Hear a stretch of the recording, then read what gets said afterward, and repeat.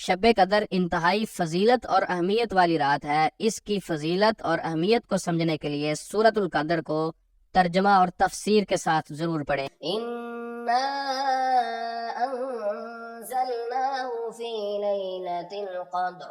اما عائشہ صدیقہ رضی اللہ تعالی عنہا نبی صلی اللہ علیہ وسلم سے عرض کرتی ہیں، اللہ کے رسول صلی اللہ علیہ وسلم، اگر میں شب قدر پالوں، لیلۃ القدر پالوں، تو اس رات میں کون سی دعا کروں؟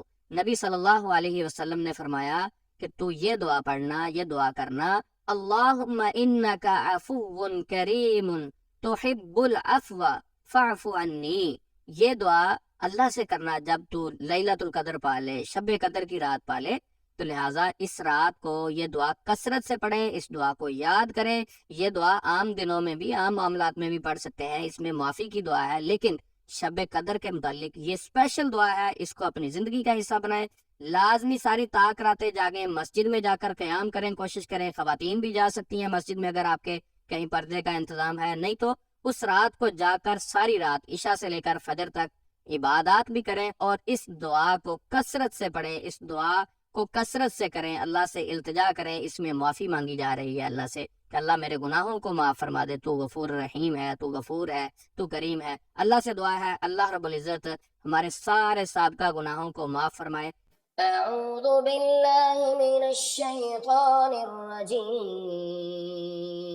بسم اللہ الرحمن الرحیم، انا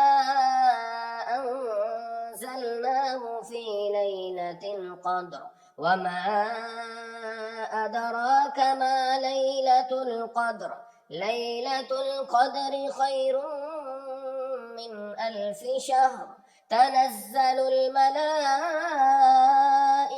والروح